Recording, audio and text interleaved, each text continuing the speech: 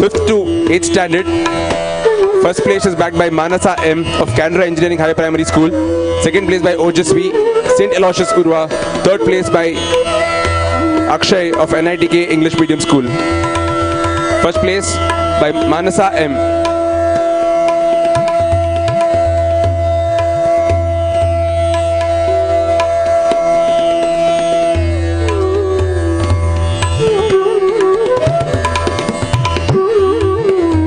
Eighth standard to 10th standard category. First place is backed by Ananya H, Keonaraad Urva. Second place is backed by Anup A of Kendra Vidyalaya.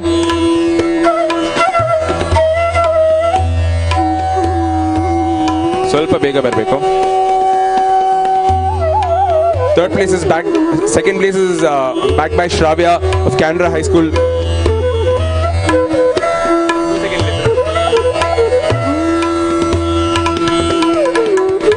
Third place is backed by Gandaksha of Ravi Shankar Vidya Mandir.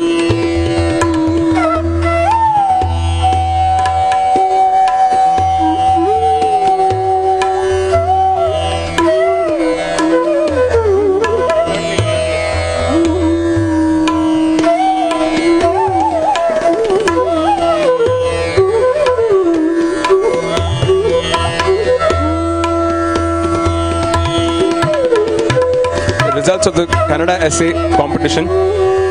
Kannada Prabandhada Falitamsha. Under graduation, third place is backed by Siddhi Vinayaka Dattatreya Hegde of Nitte.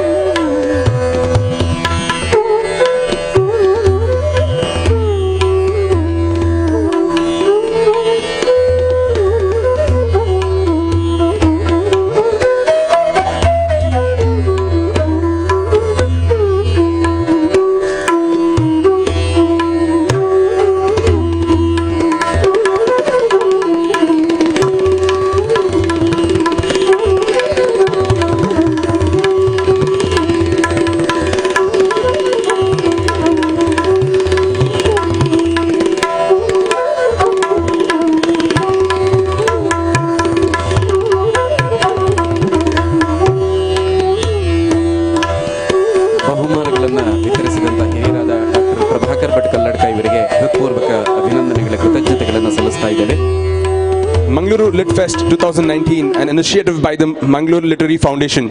The Lit Fest was of the theme, the idea of Bharat, today and tomorrow. We have two eminent personalities who have witnessed both the days of the Mangaluru Lit Fest 2019, Dr. Koenraad, Elst and R. Jagannathan. I now request them to take their positions on the stage. I request our organizers and volunteers to escort our esteemed guests towards the stage.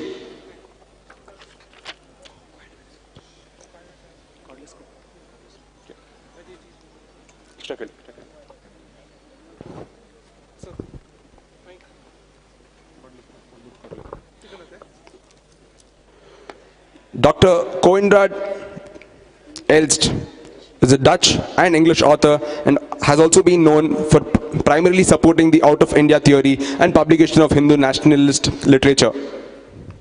R. Jagannath is a journalist and editorial director of Swarajya.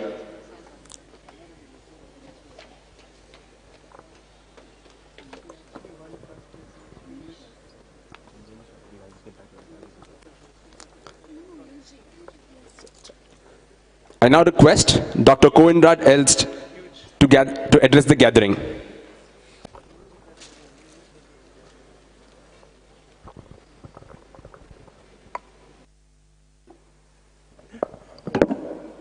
This is it? Yes, hello. I was asked to speak about the idea of Bharat. Now, of course, you know the expression, the idea of India, which is more used by the anglicized elite that prefers the English word India to the native word Bharat. Otherwise, the idea is more or less the same.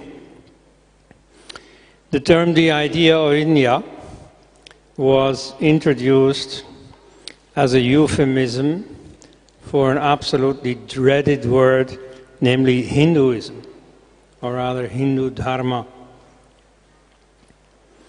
So Mani Shankar Iyer, for example, the Congress ideologue, he used to say, yeah, you know, we have all this pluralism in India, this tolerance, and this is because there is something in the air here that is not in the air in Pakistan that makes us so tolerant, so pluralistic. What he meant in reality, but didn't dare to say, was that this is because of Hinduism. You see, there is no or not much Hinduism in Pakistan, so therefore it is not there, but it is here in India or Bharat. Yeah. Now, I'm going to try to differentiate between these two concepts, Hindu Dharma and Bharat. A yoga master from Jodhpur, Dr. Koenraad Sharma, deceased about 3 years ago, used to come to Europe, and many of these Western yoga enthusiasts are full of India, and they have a very, well, partisan view of India. You know, if you go look at the prepaid taxi stand outside the Indira Gandhi airport, you see them take a taxi straight to Rishikesh. And so they don't see anything of India except the ashram world. So they get a rather unrepresentative view of India. Now, they are very full of India and they refer all the time to India. So Koenraad Sharma said to them, look, you know, India is not that important. India is not Sanatana. India will go one day. You know, it may take a long time before continents disappear, but still, in principle, it is not Sanatana. And so what counts is not India, it is Hindu Dharma. Sanatana Dharma, Arya Dharma. And frankly, I agree with that. You see, over here I see lots of people talking about India, India, India, and I understand. But nevertheless, I am more in favor of Hindu Dharma than of India. First of all, India is not my country, whereas Hindu Dharma I feel very close to. And as the secularists always say, you know, Hindu nationalism is something from the 20th century. Before that, there was no Indian unity, and they didn't seek that. That they didn't seek it is not entirely correct. You have already from the Ramayana onwards the notion of a Chakravarti, a wheel turner, that is to say somebody who sits at the center and who has all this periphery around him that is linked to him, just like the circle of a wheel is linked to the center. So that ideal of Indian unification was very much there. And some dynasties came close, like the Mauryas, the Guptas. Then, unfortunately, we must also mention the Mughals and Queen Victoria. And then finally, the Republic of India. Though the Republic of India missed something. You see, with British India, there was a perspective that ultimately they would annex all of the princely states, really unify India. In the case of India, that possibility was eliminated from the beginning by the recognition of the separate state of Pakistan. Anyway, now these many countries in the past with always changing borders within India, with all these different Chalukya kingdom, Vijayanagar Empire and so on. They came and went, and yet on the ground very little changed. You see, if some teacher felt like setting up a school in his village, he could do that, there would nobody interfere. There was no Ministry of Education, and there was no state-controlled system of diplomas and so on. Now, that is a big difference between the past and today. In the past, I wouldn't care so much about Indian national unity, what, you know, the RSS and such Hindu nationalists are all for. Because, you see, there was cultural unity and it didn't matter whether there was political unity. Now that today is a bit different.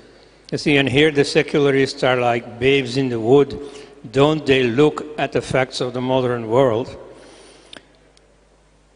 In the past, you know, the state did certain things like to control security and to levy taxes.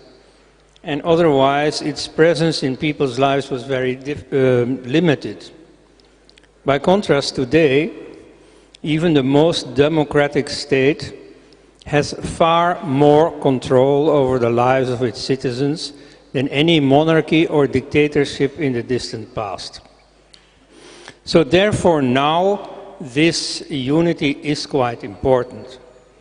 And, you know, some people say, yeah, you know, we don't want to be a minority, as some Hindus say, but why not? What's wrong with being a minority? Now, if you look in India, the minorities have a good time. In fact, they have a number of privileges that Hindus don't have. And at any rate, they are not discriminated against, they are not oppressed. But then that's India. Here you have the idea of Bharat. Here you have Hindu Dharma.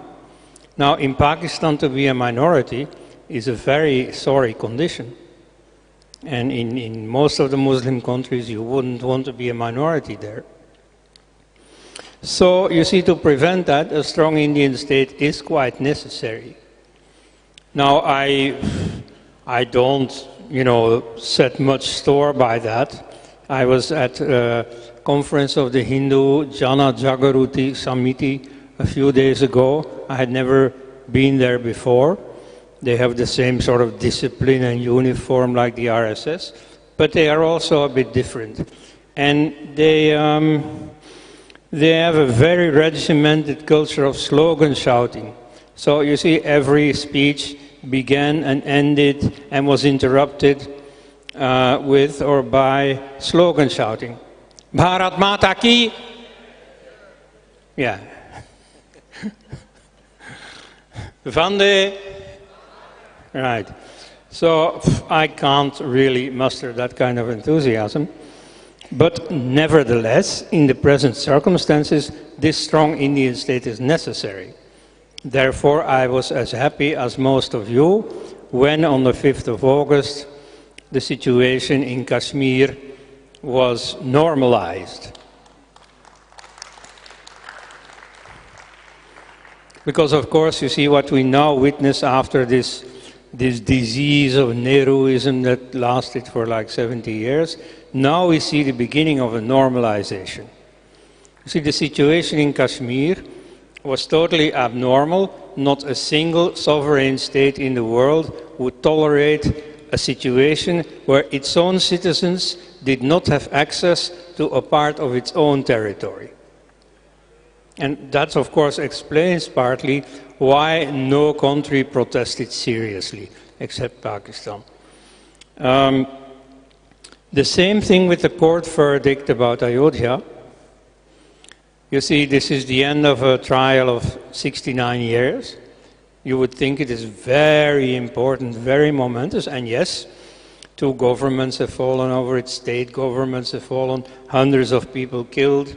A new form of terrorism was launched on 12th March 1993 in Mumbai. So it is, and it had ramifications the world over, like the banning of Salman Rushdie's book, The Satanic Verses, was a consequence of a deal by Rajiv Gandhi with Syed Shahabuddin to call off a Muslim march on Ayodhya, and so on. So this was a very important issue. So you would think, oh, this is a very important moment. Well, it's important in the sense that we're glad it's over at last, but frankly, it did no more than restore normalcy. You know, now, in a Hindu place of pilgrimage, the Hindus will be able to do what they want. Now, what's so special about that? You know, are Muslims subject to any limitation in Mecca, or Catholics in Rome? So this is only just normal.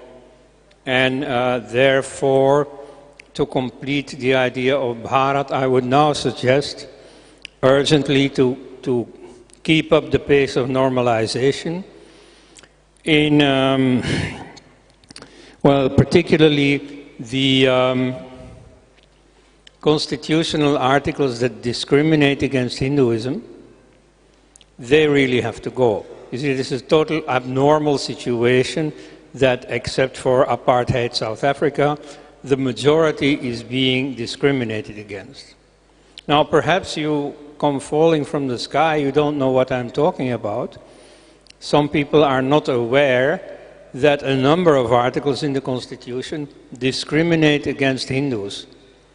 And so I'm not going to go into juridical details of that, but generally speaking, what must happen now is an equalization of all citizens before the law. You see, many people think that India is a secular state. Well, in a secular state, all citizens are equal before the law. Article number 1 of the Belgian Constitution says every citizen is equal before the law.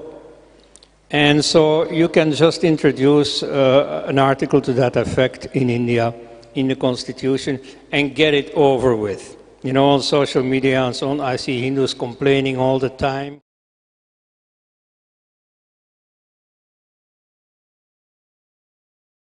There's a number of important Hindu temples, which they could never do with mosques or churches. So yes, Hindus have a right to complain, but since now you have the government at your disposal, it will not do to just complain. Now you can very soon, immediately change that. And since I have the mic now anyway, I want to make a few practical suggestions, because I follow this campaign quite closely. In September there was a conference in Delhi of Hindus who really wanted to make work of this, who wanted to introduce equality in the Constitution. Now, unfortunately, they also proposed some untenable things. Like, for instance, they wanted to also introduce a prohibition on conversions. And they even added the caveat that, but a conversion to Hinduism shall not be understood as a conversion. Now, I don't know if you can sell that to anyone. You know, just when you're saying, oh, we are for equality, just then you're going to burden your case with a plea for inequality. And so maybe one day you can do something about this right to conversion, if that's what you want. But for now, it is very important to concentrate just on equality. Because you see, all the rest, you're going to make a lot of enemies with that. Like, for instance, equality would practically also mean a common civil code. And so, in principle, I'm all for that. Most secular countries have a common civil code. But I wouldn't hurry too much. Because that is something that really hurts the whole Muslim leadership. And you're going to have riots in every mosque in India. So, and the BJP is going to get the blame.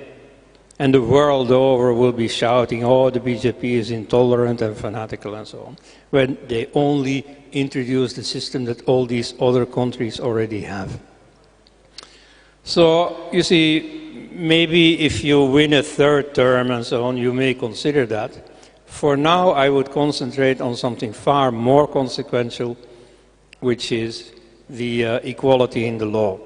And that is relatively easy to introduce because nobody can be against equality. I mean, you know, Congress is not going to stand up and say, hey, you know, the BJP wants to introduce ugly, vicious equality. We don't want equality. You know, they cannot say that. So, you know, maybe they will try some explanation, like, for instance, yeah, they say they want inequality, but in reality they want something else. You know, that's something, a rhetorical trick that is often used against the Hindu movement. But you see, that you can defend yourself against. That's not very powerful. So I would concentrate on this very important, very consequential issue, especially equality in education. You know, there is a very important discrimination against Hindus in education. And that's a very important subject because it means transmitting your own tradition to the next generation. And in fact, here too you can see the difference between the present and the past. You see, schools were not that important in the past. You would like absorb Hinduism everywhere. It would be in the atmosphere. So whether you learned it in school or not was not that consequential. Today they have little else but what they learn in school. So it's very important that you control these schools. And that's not very special because the Christians and Muslims do control their schools. Right? And then there is the issue of the temples. That is very complicated because there's a difference between the states. Then there's a difference between the status of the temples, like some are a private legacy from some caste group or from some Maharaja or so. They all have different clauses. It's very complex. But at any rate, the general principle should be these temples should be autonomous. They should not be controlled by the state. You know, if it's controlled by the state, it means that money given for religious purposes is siphoned off, either to their own pocket or to secular or even Islamic or Christian purposes. So we don't want that. So there, you know, it is feasible if you really have your heart in it to achieve that. And so for the second term of the BJP government, it would be something to be proud of if that can be realized. Thank you. Thank you, sir. I would now request our Jagannathan sir to address the gathering. Yeah, thank you very much. To conclude the session, I would like to, at the outset, compliment the organizers of the Mangaluru Literary Fest, that they've done a fantastic job. They pulled it off not once, but twice, and I think it's something worthy of lauding. These occasions are very useful for citizens of Bharat to bond, discuss issues, sort out differences, and build unity. I hope the audience certainly benefited from this, and I would urge all of them in their own way to contribute in terms of time and money to make this festival a bigger success when it comes the third time, which I hope it will certainly do so. I want to start with some of the points he made, but before that I would make a general point. A happy, prosperous and united dharmic society can only be built on the basis of artha or good economics and a sensible state, which is why the Chanakya Sutra starts with the first three things. Sukhasya moolam dharmaha, dharmasya moolam artha, and arthasya moolam rajyam. So a good society has to be built on economics, which is why I say do make it a point not just to contribute to all the people who want to build dharmic unity, but make it a habit. Just like when you go to temple, you don't say, I have contributed to the temple now, every time you go, you do put some money in the hundi, right?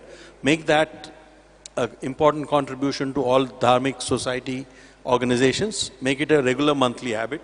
Do that. A point about the idea of Bharat. Actually, our constitution says India, that is Bharat. It should have been the other way around, Bharat, that is India. The point is, the reason why we need to emphasize Bharat is because the idea of India has been hijacked by a left illiberal system that has made this country something that it is not.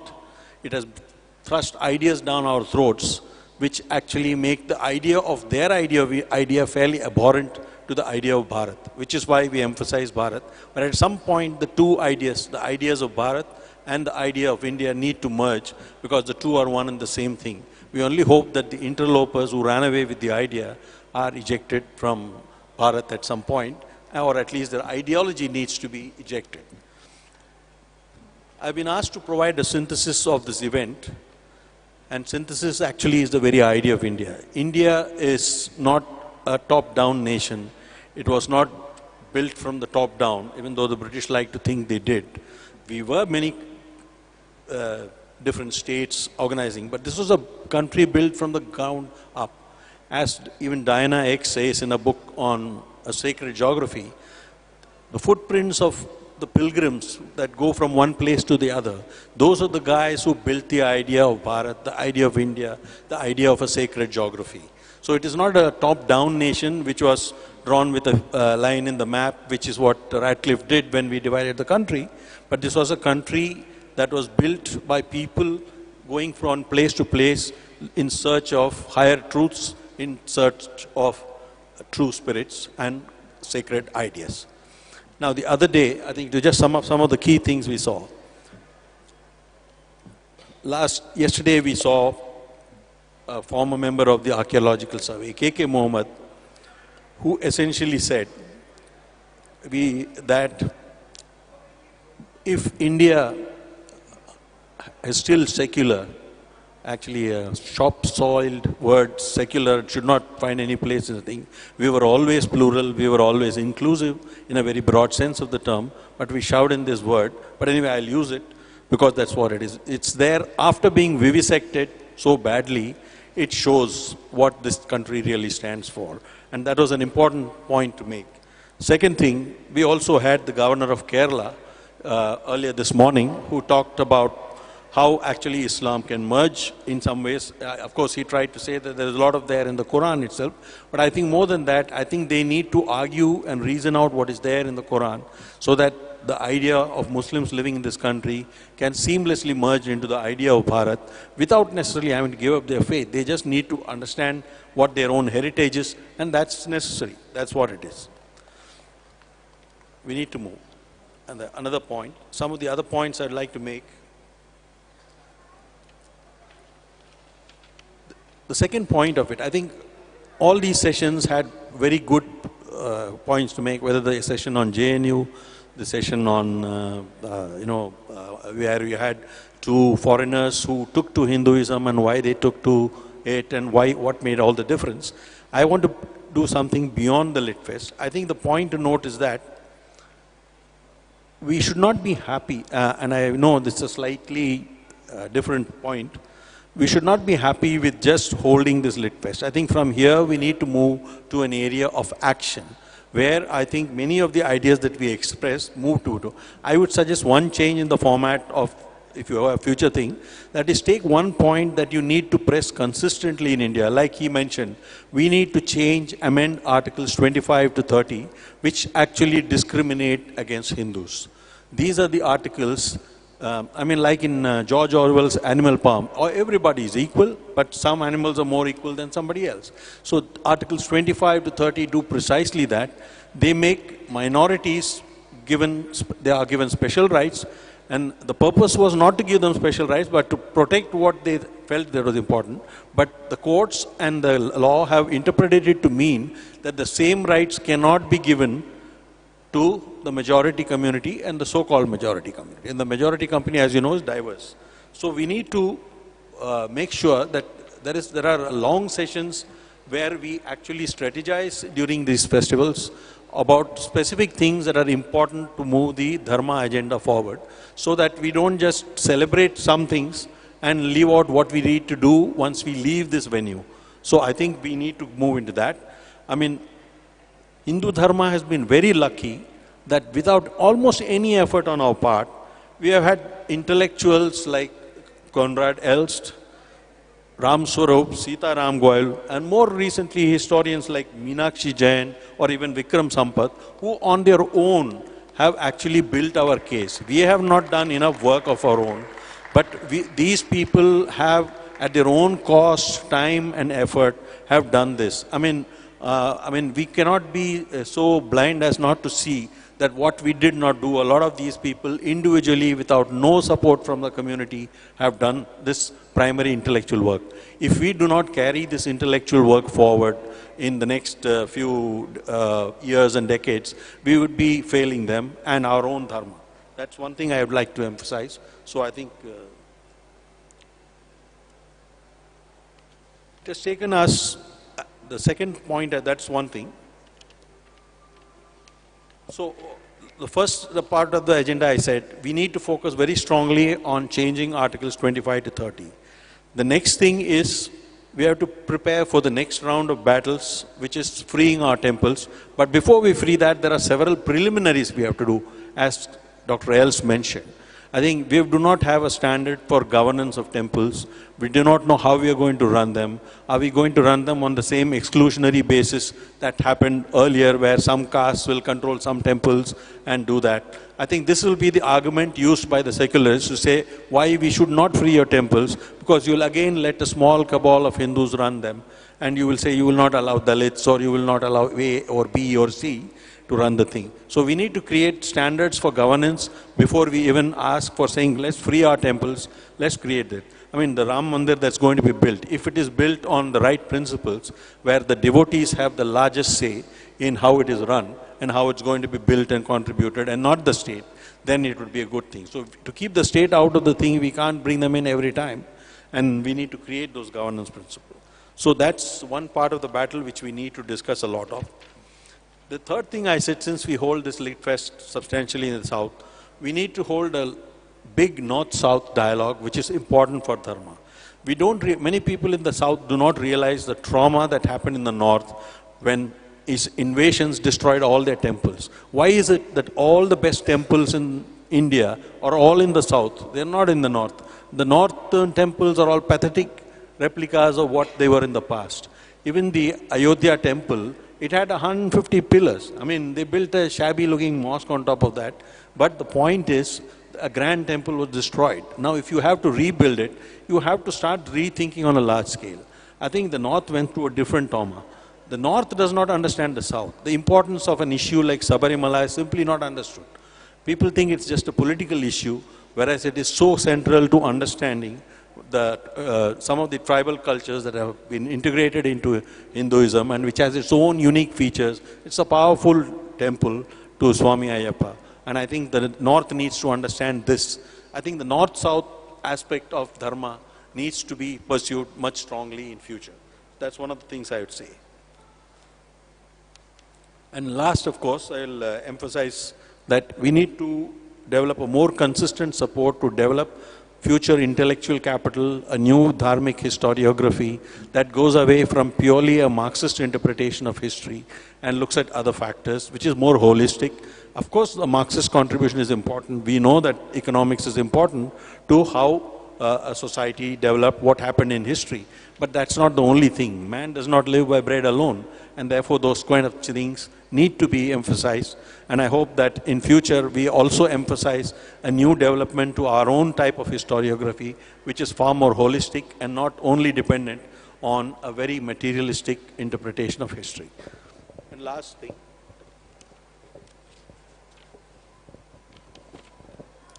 I think here Dr. Elst also mentioned about conversions. I think we are making a huge mistake thinking that you must ban conversions.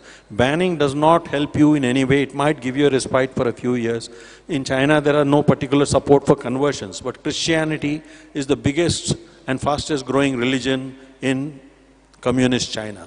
And the reason is it is growing underground at a frenetic pace, not because as long as they don't challenge the communist structure, okay. Even today, the Pope kowtows to the Chinese communist leadership. He does not talk to the Dalai Lama precisely because he wants to make sure that Christianity spreads in communist China till it reaches a level of strength where it can challenge the state at some point. So my point is, banning will never help. Hinduism needs to finally say that, look, we need to develop our own system of conversions. We have a strong message, and if you don't want to spread that strong message, then you're going to lose out. A religion that does not grow will shrink. It's the fundamental law of physics, that if what does not expand will contract. So you have to, don't say just stop conversions, because it's not going to help.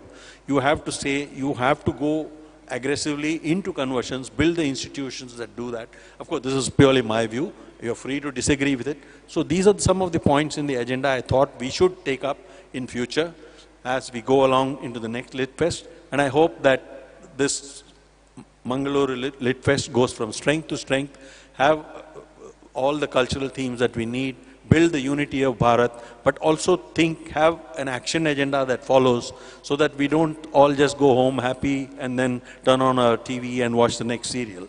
I hope that we get a lot of time to think about what we need to do, rather than just say that, okay, It was a nice time, a good 2 days, but that's it.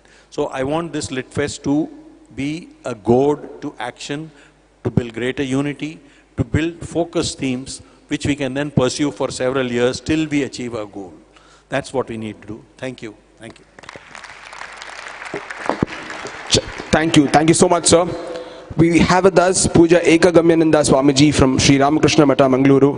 ಮಂಗಳೂರಿನ ಸ್ವಚ್ಛ ಭಾರತಕ್ಕಾಗಿ ಸ್ವಚ್ಛ ಮಂಗಳೂರಿನ ರೂವಾರಿಗಳು ಅವರು doctor ಕೋಯಿನ್ರಾಡ್ ಎಲ್ಸ್ಟ್ ರವರನ್ನ ನೆನಪಿನ ಕಾಣಿಕೆಯನ್ನು ನೀಡಿ ಗೌರವಿಸಬೇಕಾಗಿ ವಿನಂತಿಸುತ್ತಿದ್ದೇನೆ.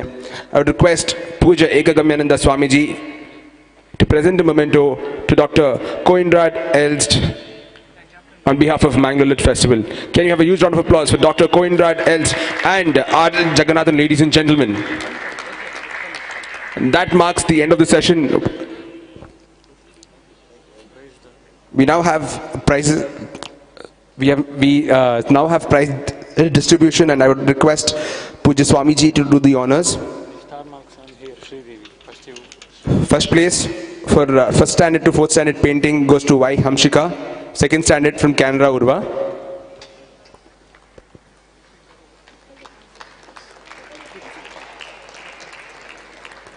Fifth standard to eighth standard. Third place goes to Akshaj from NITK English Medium School. 8th standard to 10th standard, second place, first place goes to Ananya H from Keonaraad Urva.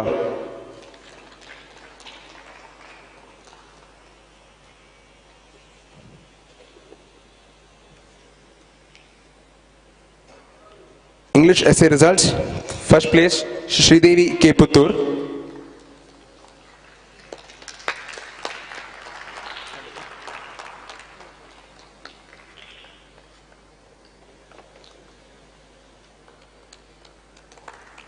Congratulations to the winners, and thank you, Swamiji.